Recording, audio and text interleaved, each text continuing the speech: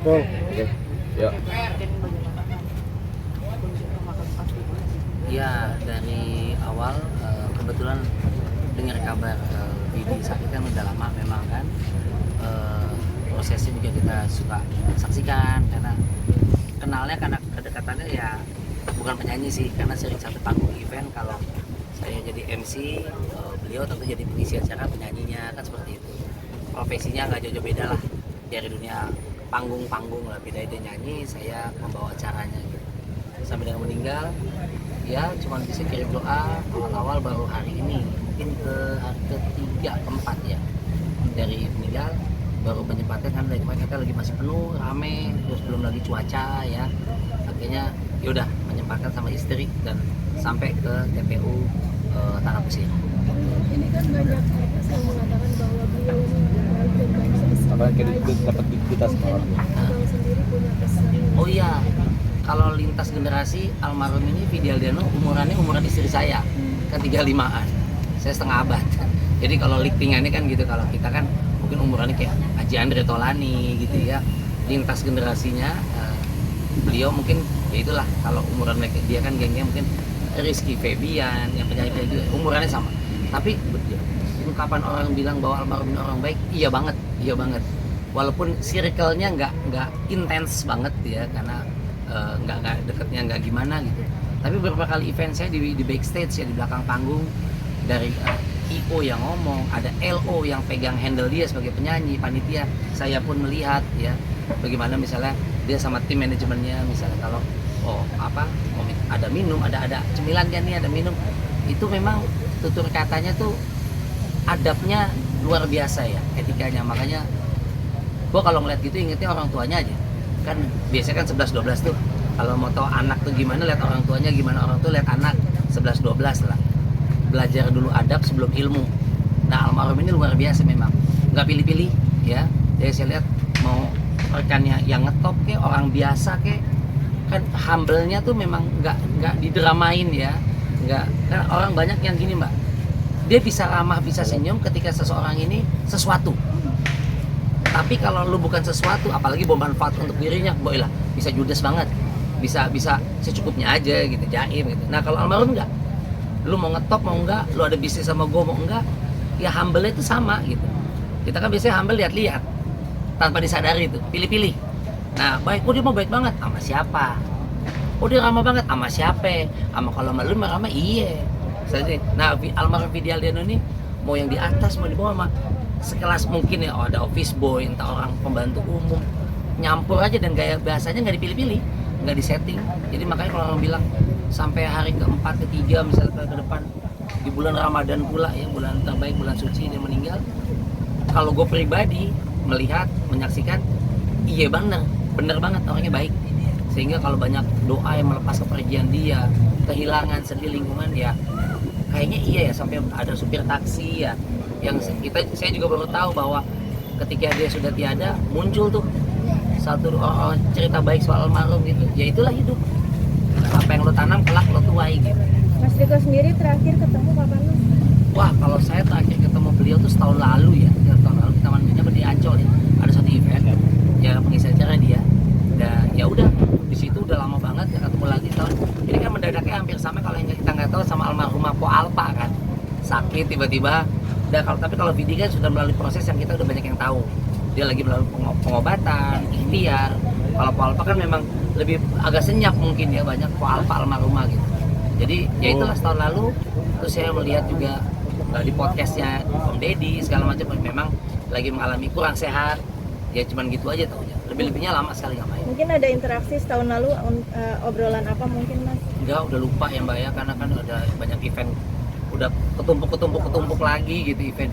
Saya kayak siaran di radio, apa yang saya omongin kemarin aja udah lupa di radio.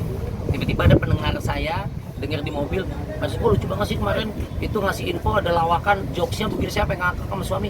Emang saya ngomong apaan ya bu, begini, itu cuma kemarin. Kita siaran radio tiap hari. Ketika dia ingetin sekarang ketemu sama pendengar kita di suatu mall, Mas Riko apa kabar? Saya kemarin, waduh gue ngomong apa ya, itu istri paling ledekin, udah mulai amnesia tuh. Ya kan yang diomongin banyak, siaran radio 4 jam tiap hari 37 tahun. Ya kali kita ngingetin mau sama kayak almarhumah banyak sekali, tapi Ada yang memorable mungkin, Mas? bersinggungan. Memorable gitu. Ketika dia minta tolong sama timnya, ada minum nggak? Handphone ada nggak? Banyak ya hal sepele. Ini berucap ya, karena saya ketawa. Handphone gua mana dong? Dia bilang sama saya tadi kalau dia, maaf, misalnya bro, punten, handphone gue tadi di mana ya? Oh ini Pak Mas, makasih ya. Itu pada misalnya orang yang dapat rezeki dari dia tuh ya, bosnya nih gitu. Tapi begitunya dia pilih diksi atau kata-kata kalimat yang luhur nih. Begitu luhurnya budi pekerti, nggak yang mentok. Padahal kan zaman sekarang takutnya lebay banget sih. Handphone dong? Apa syaratnya? Maaf, punten, tadi handphoneku di mana ya? Oh ini Mas, oh ya, thank you, baru dia main. Hanya itu aja mencerminkan gue denger, mungkin orang lama ya, gitu, keren ya anak.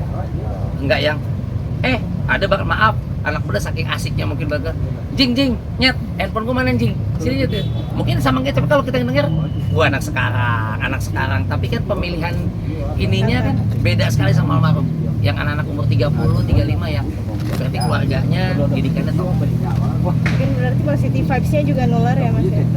sangat. Dia kan orangnya smiling face ya, cheers up selalu, seolah nggak ada everything is gonna be okay nih, is my body, nggak ada apa-apa. Padahal kan kita tahu bahwa lu nggak main-main lu nih sakitnya gitu. Paling kita cuma bisa support, ayo semangat sob, semoga cepat sembuh, apa gimana sampai ya tokoh muda.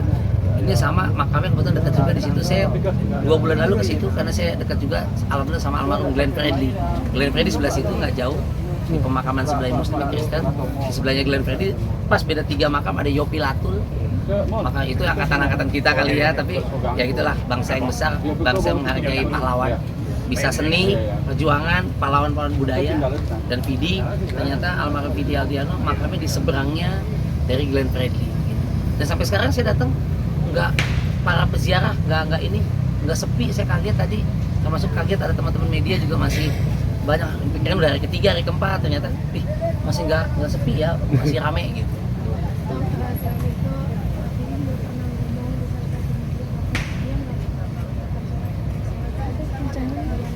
Kencengan. Dia tidak pernah Nggak sahur dia. Ini nggak sholat tuh ya. karena menurut dia harta di dunia ini bisa Iya. juga bikin dia bahagia. Mungkin kalau Kan hitungan katanya mau dihitung di akhirat nanti itu pertama kan kuncinya apa ya, passwordnya ya, keywordnya itu kan katanya sholat 5 waktunya, wajibnya dulu itu. Dan beliau tuh bisa-bisanya break, misalnya habis maghrib ada JR sebelum mau isya tampilnya kan jam 8 kan, gue sholat tuh bentar deh, nanti JR sebbentar kan, gladi resiki belakangan JR-nya gitu. Dia nggak tinggal sholat. Kalau sebagian saya nggak tahu kalau cowok atau cewek misalnya ada make up, atau gue touch up lagi males, entah aja deh gue rendeng habis isya. Jadi maghrib yang cuma sejam dilewatin dengan mudah gitu. Almarhum sih break dulu sholat, dan dia tuh salah satu yang jadi nah ini inspirasi dia ke gue. Gue kadang-kadang gini, saya suka main bola. Kalau Vidi kan almarhum nggak begitu. Kalau habis asar kita main bola. Karena banyak itu, gue suka main bolanya gue entar-entarin, hanya untuk dapat kostum baju duluan, supaya kita bisa main duluan. Kan bola kan rata jam 4 ke jam 6 ya. Akhirnya selesai main bola setengah 6. Nah habis setengah 6 itu baru aku sholat dengan kondisi masih gerah, masih kotor. Ya udah wudhu, gue sholat asar. Asar gue kok jadi mepet ke maghrib ya. Tapi Vidi bisa di awal, dia diduluin, apa salahnya sih, itu satu. Yang kedua, ditambah ada beberapa banyak teman-teman gue yang meninggal olahraganya apapun, lagi main bola serangan jantung meninggal, ada main basket meninggal, lagi ada yang jogging lari meninggal. Oh iya, gue main bola 2 kali 45 menit, kalau nyampe 45 menit habis di tengah jalan gue gelepak, gue belum sholat asar, mati gue. Nah almarhum salah satu yang menginspirasi bahwa di depan aja kan dalam hati gue, di bawah juga bisa kok, selesai kan jam 5.15, maghrib masih jam 6, sholat asarnya tarik dulu deh. Kalau dia kan diduluin di awal aja udahlah, gladi resiki ntar di belakangnya, itu yang benar. Dan itu kan jadi nularin ya vibes circle-nya. Oh ini gue sholat dulu aja deh, apa susah aja sih, main bola bisa entar-entar. Nah itu nularin gue banget. Dan sholat 5 waktu ya benar lah, yangnya agama kayak gitu. selain itu dia juga menjadi seorang musisi yang dari kecil, dari umur 5 tahun udah bikin video ke luar negeri. Iya, ya dukungan keluarga juga ya. Vidi makanya bikin video klipnya juga bagus-bagus ya. Dari Pak Hari ya, Pak Hari ya, Kis, orang keluarga segala macam. Gue tuh inget banget kalau di radio ada talk show, bisa tamunya dia. Siaran radio bintang tamunya ada Vidi besok, minggu depan Raisa, kan ganti-gantian. Terus gue suka ngomong produser gue sama operator gue, Vidi, dia nggak sebutin Aldiano. Vidi mana nih? Takutnya ada bernama Vidi gitu. Vidi Aldiano, oh ya. Tahu kan Mandi, gue tahu. Kebetulan off air pernah beberapa ketemu. Dengan kita mau on air radio gitu ya. Itu terus yang kalau nyanyi vibranya tuh bisa kedengeran 1-2 kilo ke sono. Itu saking melekatnya di kita kan vibranya bagus ya, nggak tahu kita ada yang beda dan sona ketika ku jauh getarnya tuh sampai 1-2 kilo masih kedengeran vibranya gitu. Oh iya datang, halo assalamualaikum Evit, udah begitu. Jadi kita sampai ingat itu, oh Vidi Aldiano yang vibraan itu iya. Ya orang kalau ceper yang mana? Yang main bola, yang cadel. Kan biasanya begitu, gua nggak tahu. Di luar loh. Riko mana nih? Riko Simanjuntak, Riko Karindra, Riko ceper, cadel, main bola. Gue suka denger dari teman-teman begitu, tapi ya udah, kita juga nggak ambil hati. Nah kalau kita ada teman-teman di radio, Vidi, vibra, iya vibra, ya vibranya kan getar tuh kalau nyanyi itu, jadi ciri khas. Bagus sih. Gitu. Apa tuh? Terkait jabarin aja. Selain sholat ada nggak sih amalan rutinnya almarhum? Nah, gue nggak tahu kalau di rumah ya. Lain misalnya kalau gue sama istri, itu sama istri mengingetin kayak misalnya sedekah Jumat, yang wajah amalan-amalan lain, atau dia punya, kan banyak ya misalnya yatim piatu, punya adik-adik di panti asuhan, yang dia sendiri nggak mau expose banget, ya gitu. Saya nggak tahu di belakang itu, tapi kalau saya lihat sih dari bukti nyata, katanya orang tuh dilihat semasa hidupnya itu ada 2 hal katanya. Ketika dia menikah, betapa banyak orang yang datang, yang diundang maupun nggak diundang, yang memberikan doa, atau ketika menikah, sama ketika orang meninggal.